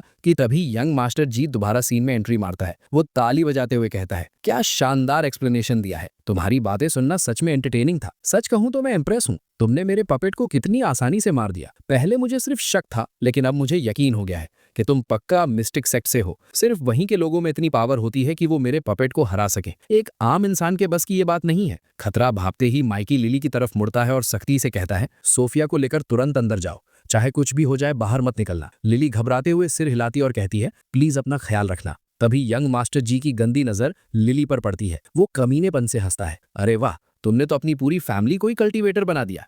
तुम्हारी वाइफ तो एक बेहतरीन फर्नेस बन सकती है, तुम्हारे साथ रहकर उसका टैलेंट वेस्ट हो रहा है, उसे तो मेरे जैसे किसी यंग मास्टर के पास होना चाहिए था। ये बोलते ही वो अचानक गायब हो जाता है और बिजली की रफ्तार से माइकी की तरफ बढ़ता है। वो घमंड से कहता है, तुमने शायद आज तक किसी को इतनी तेज मूव करते हुए नहीं देखा होगा। लेकिन अगले ही पल माइकी उससे भी तेज निकलता है और ठीक उसके सामने आकर अपनी पूरी ताकत से एक पंच जड़ देता है। जी मानता है, अगर मैं अपने पपेट को साथ ना लाया होता तो शायद तुम मुझे हरा देते। माइकी को महसूस होता है कि एक और हमला होने वाला है और वो पीछे हट जाता है। वो कहता है, लगता है तुम्हारे पास अभी भी कुछ चालें बची हैं। तभी एक और कॉप्स पपेट दौड़ता हुआ आता है। माइकी बड़ी आसानी से उसे डॉज करता है और अपनी हथेली के एक ही वार से उसे नष्ट कर देता है। माइकी अब तंग आ चुका था। वो ठंडे स्वर में चैलेंज करता है, ये कॉप सोल्जर्स, तुम ही इन्हें यहाँ लाए हो ना, एक एक करके क्यों भेज रहे हो? तुम्हारे पास जितना भी कचरा है सबको एक साथ बुला लो, मेरे पास उन पर वेस्ट करने के लिए टाइम नहीं है। जी उसका मजाक उड़ाते हुए हंसता है, तुमने अभी सिर्फ एक कॉप सोल्जर को हराया है और तुम चाहते हो कि मैं सारों को भेज दूं? किसी ने सच ही कहा है, जब एक गरीब का पेट भर जाता है तो उसे लगता है कि उसकी औकात बढ़ गई है। तुम एक सिपाही को हराकर ज्यादा ही हवा में उड़ रहे हो। मैं तुम्हें जल्द ही याद दिलाऊंगा कि तुम्हारी औकात मेरे पैरों की धूल के बराबर भी नहीं है। वो आगे कहता है, तुमने कहा ना सबको बुलाने को, ठीक है भुगतो अब। बाद में शिकायत मत करना कि मैंने ज्यादा पावर यूज कर ली। जी एक शैतानी स्माइल के साथ माइकी को एक ऑफर देता है। मैं कोई क्रूर यंग मास्टर नहीं हूँ, इसलिए तुम्हें जिंदा रहने का एक मौका देता हूँ। सोफिया को मेरे हवाले कर दो, घुटनों पर बैठ जाओ और मेरे जूते जीभ से साफ करो। अगर तुमने ऐसा किया तो शायद मैं तुम्हारी जान बख्श दूं, वरना मरने के लिए तैयार हो जाओ। ये सुनकर माइकी जोर से हंसता है, लेकिन उसकी हंसी में एक अजीब सी शांति थी। वो कहता है, कितनी अजीब बात है, एक मामूली इंसान एक गॉड को मारने आया है। कभी कभी तुम इंसान खुद को कुछ ज्यादा ही ओवर एस्टिमेट कर लेते हो। ये कहते ही माइकी अपना हाथ ऊपर उठाता है और एक झटके में सामने से आ रहे सारे कॉप्स सोल्जर्स वहीं के वहीं रुक जाते हैं। तभी एक जबरदस्त ट्विस्ट आता है। ज़ोंबी हुई, जो अब तक यंग मास्टर के इशारों पर नाच रहा था, अचानक पलटवार करता है और खुद यंग मास्टर जी को जकड़ लेता है। जी की हालत खराब हो जाती है। वो चीखता है, ये कैसे पॉसिबल है? इस पपेट को मैंने खुद रिफाइन किया था। जब मैंने इसे बनाया था तब तो ये इतना पावरफुल नहीं था। माइकी ने इसे इतना स्ट्रांग कैसे बना दिया? माइकी बड़े इत्मीनान से राज खोलता है। तुम सोच रहे होगे कि ये हुई अचानक इतना ताकतवर कैसे हो गया, है ना? चिंता मत करो, इसमें पूरी गलती तुम्हारी ही है। मैंने वो ईवल टोकन इसकी बॉडी के अंदर डाल दिया था। इसी वजह से इसकी ताकत पहले से कई गुना बढ़ गई है। यंग मास्टर जी अपनी बेइज्जती बर्दाश्त नहीं कर पाता। वो ताना मारते हुए कहता है, तुझे लगता है कि तू मेरी ही लाश को कंट्रोल करके मुझे हरा देगा? याद रखना, कुत्ता हमेशा कुत्ता रहता है और मालिक हमेशा मालिक। मैं अपने ही कुत्ते से कभी नहीं हार सकता। तूने मुझे गुस्सा दिलाकर बहुत बड़ी गलती कर दी है। अब तो इस यंग मास्टर की असली पावर देखेगा। ये कहते ही जी अपनी ब्लड सैक्रिफाइस टेक्निक यूज करता है। तुरंत उसके शरीर के चारों तरफ एक गोल्डन सिल्कवर्म ऑरा छा जाता है। वो घमंड में चूर होकर कहता है, मैंने कहा था ना, मेरा कुत्ता कभी मेरी बराबरी नहीं कर सकता। अगर तुझे लगा था कि तू हुई की मदद से मुझे हरा देगा तो तेरा प्लान फेल हो चुका है। लेकिन माइकी को इन बातों से कोई फर्क नहीं पड़ता। वो अपने मार्शल आर्ट्स का इस्तेमाल शुरू करता है और जी के मेरिडियंस यानी शरीर के एनर्जी पॉइंट्स पर लगातार पंच बरसाना शुरू कर देता है। सिर्फ कुछ ही वारों में खेल खत्म हो जाता है। जी के सारे मेरिडियंस सील हो जाते हैं और वो बेबस होकर घुटनों पर गिर पड़ता है। वो दहशत में चिल्लाता है, ये तुमने क्या किया? मैं अपनी एनर्जी यूज क्यों नहीं कर पा रहा हूँ? जी पूरी तरह बौखला जाता है। वो सोचता है कि आज तक लड़ाई में उसकी ऐसी हालत कभी नहीं हुई। वो खुद को बचाने के लिए अपना आखिरी पत्ता खेलने का फैसला करता है। वो अपना लॉकेट बाहर निकालता है और स्पेल्स पढ़ना शुरू कर देता है। माइकी बोर होने लगता है। वो मनी मन सोचता है, ये और कितना टाइम वेस्ट करेगा? अगर इसने 5 मिनट और लिए तो मैं वेट नहीं करने वाला। तभी जी जोर से चिल्लाता है,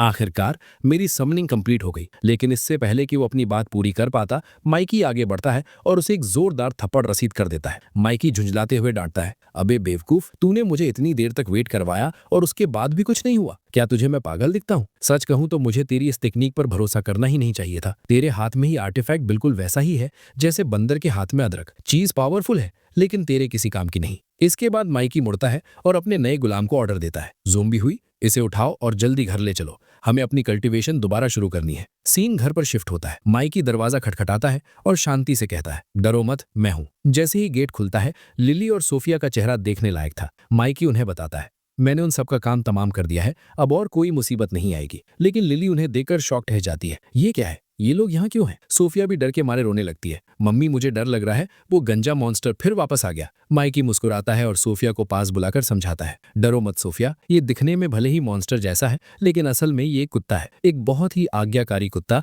जो तुम्हारा हर हुक्म मानेगा। सोफिया अपनी आंखों से आंसू पोंछते हुए एक्साइटमेंट में पूछती है, सच में डैड? माइकी सिर हिलाता है, अगर यकीन नहीं आता तो ट्राई करके देख लो। सोफिया हिम्मत करके आगे बढ़ती है और ऑर्डर देती है, अपने हाथों से एक हार्ट शेप बनाओ। ज़ोंबी हुई तुरंत उसके हुक्म का पालन करता है और अपने हाथों से दिल की शेप बना देता है। ये देखकर सोफिया खिलखिलाकर हंसने लगती है, ये तो बहुत मजेदार है, ये सच में एक बहुत ओबीडिएंट गंजा कुत्ता है। फिर वो अपनी मस्ती में कहती है, चलो अब मुझे हैंडशेक करके दिखाओ। हुई फिर से उसका हुक्म मानता है और सोफिया उसे एक के बाद एक कमांड्स देने लगती है, जैसे उसे कोई नया खिलौना मिल गया हो। लिली मुस्कुराते हुए कहती है, माइकी, सोफिया को देखो, वो कितनी खुश लग रही है। आखिरकार उसे कोई खेलने के लिए मिल ही गया।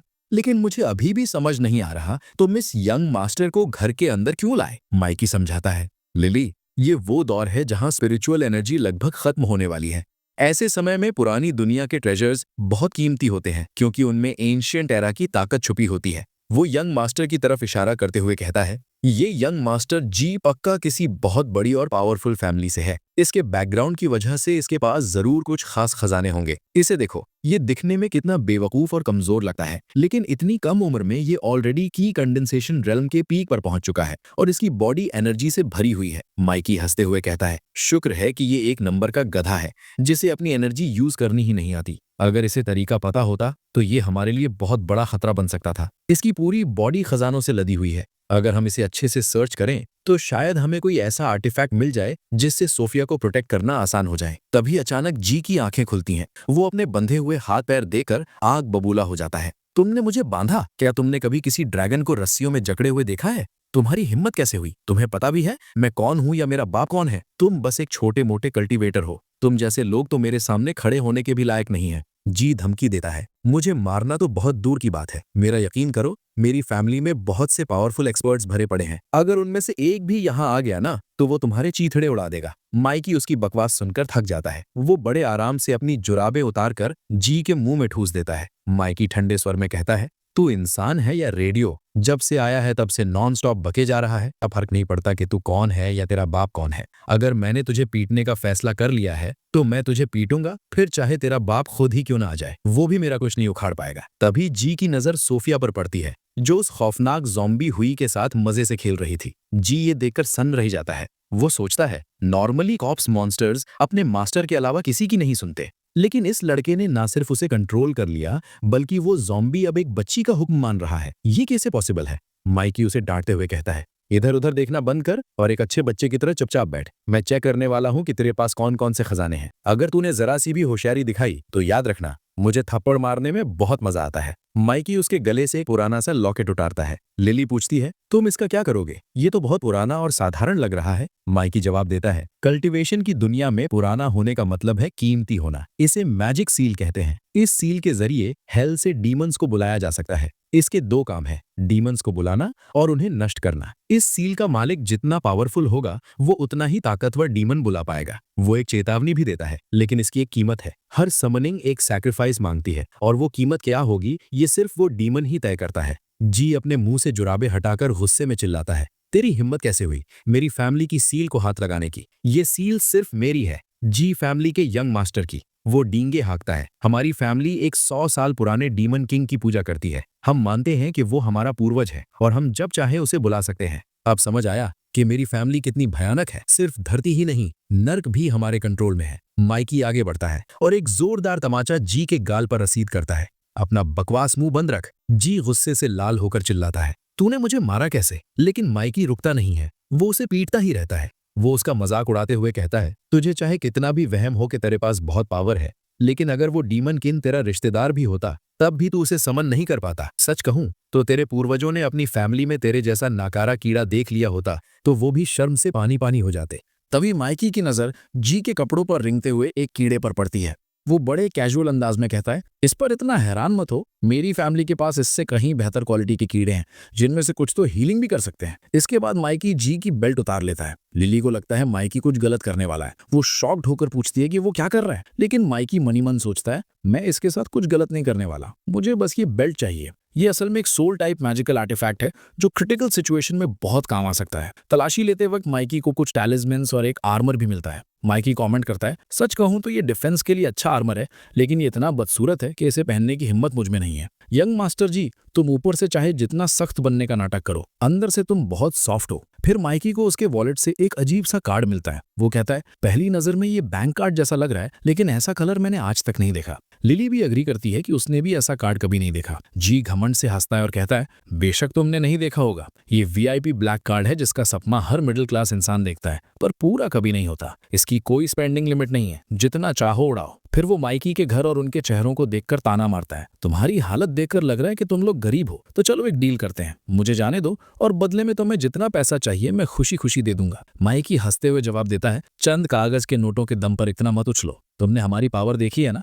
अगर हमारा मकसद पैसा होता तो हम अब तक बहुत कमा चुके होते। हमारा गोल पैसा नहीं, पावर है, और वो पावर हमें तुम्हें लूटने से मिलेगी। ये कहकर माइकी उसके सारे खजाने जब्त कर लेता है। लिली हैरानी से कहती है, ये चीजें पहले तो साधारण लग रही थी, लेकिन अब इनमें से गजब की एनर्जी महसूस हो रही है। माइकी बताता है, ये सब लो क्वालिटी आर्टिफैक्ट्स हैं, लेकिन इस दौर में इनका मिलना भी बहुत मुश्किल है। उधर जी मन ही मन खुश हो रहा था। वो सोचता है, इन बेवकूफों को पता नहीं है कि मैं एक ईवल कल्टीवेटर हूँ, इनका ध्यान भटका हुआ है, यही सही मौका है इन्हें खत्म करने का। ये सोचकर वो चुपके से अपने मुंह से एक जहरीला कीड़ा छोड़ देता है। लेकिन माइकी तो माइकी है। वो अचानक लिली से कहता है, लिली, इन छोटी मोटी चीजों को कब तक घूरती रहोगी? अब वक्त आ गया है सबसे बड़े इनाम पर हाथ डालने का। लिली पूछती है, बड़ा इनाम? हमने सब कुछ तो ले लिया, अब इससे बेहतर क्या हो सकता है? माइकी स्माइल करते हुए कहता है, इससे बेहतर? यंग मास्टर जी खुद हमारा सबसे बड़ा खजाना है। ये दिखने में भले ही बेवकूफ और किसी काम का ना लगे, लेकिन इसकी बॉडी रिफाइंड चीज से भरी हुई है। अगर हम इसके अंदर मौजूद पीक लेवल की रिफाइनिंग पावर को एब्जॉर्ब कर लें तो हम बहुत ज्यादा स्ट्रांग बन जाएंगे। माइकी आगे समझाता है, और चिंता मत करो, हम कुछ गलत नहीं कर रहे। इस कमीने ने ये ताकत मेहनत से नहीं कमाई है। इसने अनगिनत बेगुनाह लोगों की स्पिरिचुअल एनर्जी चुराई है और पावरफुल बनने के लिए न जाने कितनों को मरवाया है। ये इस पावर के लायक नहीं है। ये सुनकर जी घबरा जाता है और चिल्लाता है, तुम क्या करने का प्लान बना रहे हो? मैंने वो पावर चुराई क्योंकि मैं एक ईवल कल्टिवेटर हूं, लेकिन तुम तो अच्छे हो ना, तुम ऐसा नहीं कर सकते। माइकी ठंडे दिमाग से जवाब देता है, मैं बिना वजह किसी के साथ गलत नहीं करता, लेकिन जब तुमने लोगों को मारा और उनकी पावर चुराई तो क्या तुमने एक बार भी उनके बारे में सोचा? तो फिर मुझे तुम्हें मारने से पहले 2 बार क्यों सोचना चाहिए? तुमने दूसरों को मारकर उनकी पावर ली, अब मैं तुम्हें मारकर तुम्हारी पावर लूंगा, हिसाब बराबर। जी अपनी जान बचाने के लिए बुरी तरह चिल्लाता है, मेरे दादाजी, मेरी माँ और मेरी पूरी फैमिली मुझे बहुत प्यार करती है। अगर उन्होंने मेरी ये हालत देख ली तो वो तुम्हें जिंदा नहीं छोड़ेंगे। बेवकूफी मत करो लड़के, मुझे नुकसान पहुंचाने का मतलब है जी फैमिली से दुश्मनी मोल लेना।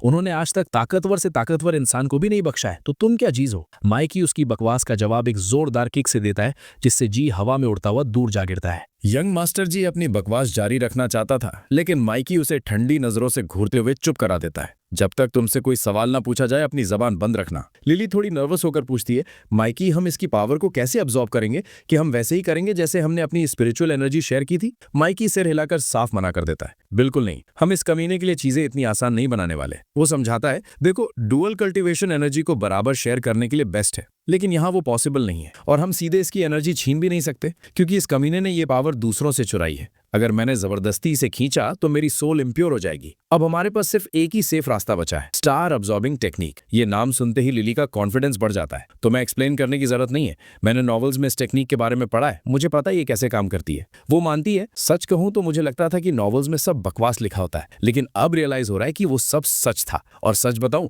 इस कमीने की एनर्जी चूसने में मुझे बहुत मजा आएगा। माइकी उसे लोकता है, सीरियसली लिली, एक प्रॉब्लम है, हम अभी सीधे स्टार अब्सॉर्बिंग यूज नहीं कर सकते क्योंकि उसके लिए बहुत हाई लेवल की पावर चाहिए। इसलिए हमारे पास सिर्फ एक ही रास्ता बचता है, वापस डुअल कल्टीवेशन पर आना। हमारे पास वक्त कम है, हमें अभी शुरू करना होगा। लिली के गाल थोड़े लाल हो जाते हैं। तो हम अभी शुरू कर रहे हैं? सच कहूं तो पिछली वाली टेक्निक थोड़ी अजीब थी। माइकल उसे तसल्ली देता है, इस बार कुछ अजीब नहीं होगा, इस बार हम 2 टेक्निक्स को कंबाइन करेंगे। मैं अकेला स्टार अब्सॉर्बिंग यूज करके इसकी सारी एनर्जी खींचूंगा और उसी वक्त मैं डुअल कल्टीवेशन के जरिए उस एनर्जी का आधा हिस्सा तुम्हारी बॉडी में ट्रांसफर कर दूंगा। वो लॉजिक क्लियर करता है, चूंकि मैं सीधे तौर पर चोरी की हुई एनर्जी अब्सॉर्ब नहीं कर रहा, इसलिए मेरी सोल प्योर रहेगी। इससे हमें एनर्जी का सबसे प्योरेस्ट फॉर्म मिलेगा और हम दोनों एक साथ स्ट्रांग बनेंगे। लिली सिर हिलाती है, मुझे समझ आ गया, आखिरकार मेरी पढ़ी हुई सारी नॉवेल्स आज काम आ रही हैं। माइकी मुस्कुराता है, मैंने भी अपनी यादों में उन नॉवेल्स को देखा था। सच कहूं तो इस दुनिया के राइटरों ने बहुत अच्छा काम किया है। उन्होंने कल्टीवेशन के जिन रास्तों और सिद्धांतों के बारे में लिखा है वो काफी हद तक सही है। फिर वो सीरियस होकर कहता है, खैर बातें बहुत हो गई, चलो शुरू करते हैं। इसके बाद वो दोनों अपनी नई कंबाइंड टेक्निक शुरू कर देते हैं। अब सीन पूरी तरह बदलता है। हम पहली बार जी मेंशन का नजारा देखते हैं। वहां का बटलर बदहवास हालत में दौड़ता हुआ आता और कहता है, फैमिली हेड, बहुत बड़ी मुसीबत हो गई है, यंग मास्टर की जान खतरे में है। फैमिली हेड, जो कि यंग मास्टर का पिता है, वो चिढ़ जाता है, बटलर, तुम्हें पता है ना कि आज हमारे घर में एक बहुत इंपॉर्टेंट गेस्ट आए हुए हैं, उनके सामने तुम ऐसे पागलों जैसा बर्ताव क्यों कर रहे हो? उस लड़के को क्या मुसीबत हो सकती है? अगर पैसे खत्म हो गए तो और भेज दो, छोटी छोटी बातों का बतंगड़ मत बनाया करो। तभी पास बैठा वो मंक, जो वही खास मेहमान था, वो बहुत शांति से बीच में बोलता है, फैमिली हेड, शांत हो जाइए। बटलर जैन सालों से आपकी फैमिली की सेवा कर रहे हैं, उन्हें हालात संभालना आता है। अगर वो गेस्ट के सामने आकर बोल रहे हैं कि प्रॉब्लम है तो बात जरूर सीरियस होगी। पिछली बार जब मैंने यंग मास्टर की किस्मत पढ़ी थी तो मुझे भी खतरे का आभास हुआ था। बटलर जैन, हमें बताओ कि आखिर हुआ क्या है। बटलर जैन हिचकिचाता है। वो मनी मन सोचता है, मैं इनके सामने कैसे बोलूं कि यंग मास्टर को एक मामूली आदमी ने कुत्ते की तरह पीटा है और अब हमें उसे बचाने जाना पड़ेगा। अगर मैंने सच बोल दिया तो इस मॉन्क के सामने हमारी फैमिली की बहुत बेइज्जती होगी। फैमिली हेड गुस्से से चिल्लाता है, मॉन्क ने तुमसे कुछ पूछा है, तुम जवाब क्यों नहीं दे रहे? तुमने बीच में आकर वैसे ही हमारी नाक कटवा दी है, तुम्हारी खामोशी का मैं क्या मतलब निकालूं? बटलर जैन मजबूर होकर झुकता है और कहता है, मुझे माफ कर दीजिए मास्टर, मैं सब एक्सप्लेन करता हूं। वो बताता है, जैसा कि आप जानते हैं, हमारी फैमिली का हर मेंबर अपने पास एक गू वॉर्म रखता है। जब भी कोई इमरजेंसी होती है तो वो कीड़ा मैसेज देने के लिए वापस फैमिली के पास आ जाता है।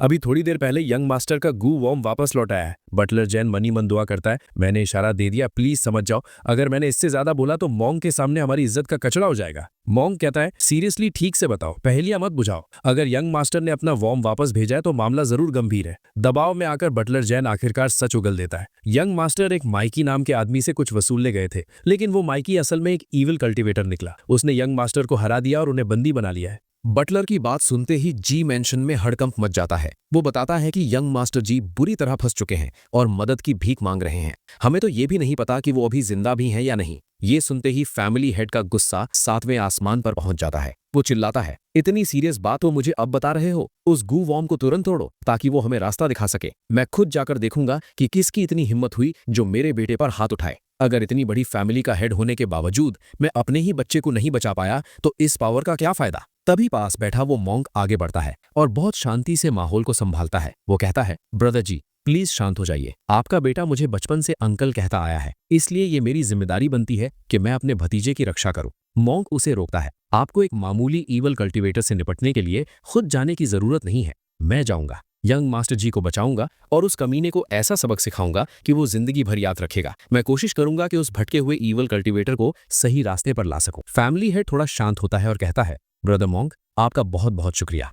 आप जाएं या मैं, बात एक ही है। मॉन्क तुरंत बटलर की तरफ मुड़ता है और ऑर्डर देता है, बटलर जैन रास्ता दिखाओ, हम और वक्त बर्बाद नहीं कर सकते। सीन दोबारा शिफ्ट होता है माइकी के घर पर। अपनी सारी एनर्जी खिंचवाने के बाद यंग मास्टर जी की हालत बहुत खराब हो चुकी थी। वो अब एक बूढ़े और कमजोर इंसान जैसा दिख रहा था जिसकी सारी जवानी छीन ली गई हो। वो गुस्से और बेबसी में चिल्लाता है, तुमने मेरे साथ ये क्या किया? मुझे इतना बेकार महसूस क्यों हो रहा है? मेरी फाउंडेशन, मेरी कल्टीवेशन, तुमने सब कुछ छीन लिया। तुम लोग चोर हो, घटिया लोग। लिली उसे करारा जवाब देती है। वो ठंडे दिमाग से कहती है, जरा देखो तो चोर किसे कह रहा है। तुम उस फैमिली से हो जो दूसरों की एनर्जी चुराकर पावरफुल बनी है। अगर हम चोर हैं तो तुम तो खानदानी चोर हो। तभी लिली को अपनी बॉडी में कुछ बदलाव महसूस होता है। वो एक्साइटमेंट में कहती है, माइकी मेरी सुनने की ताकत बहुत बढ़ गई है। सोफिया पार्क में बहुत दूर खेल रही है, फिर भी मुझे उसकी हंसी साफ सुनाई दे रही है। माइकी उसे टेक्निकली समझाता है, हम इस वक्त फाउंडेशन बिल्डिंग स्टेज पर है। ये स्टेज शरीर को अंदर से इतना मजबूत बनाती है कि वो स्पिरिचुअल एनर्जी को संभाल सके।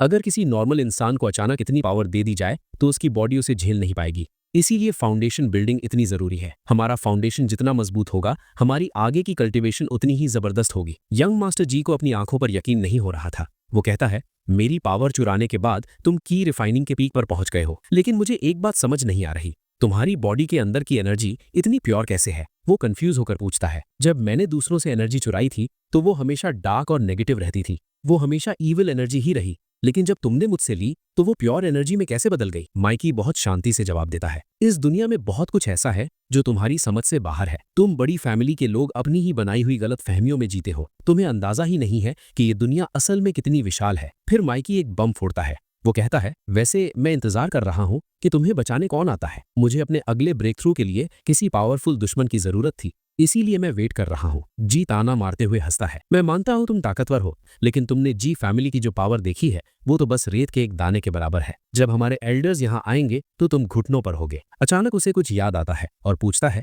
लेकिन तुम्हें कैसे पता चला कि वो आ रहे हैं?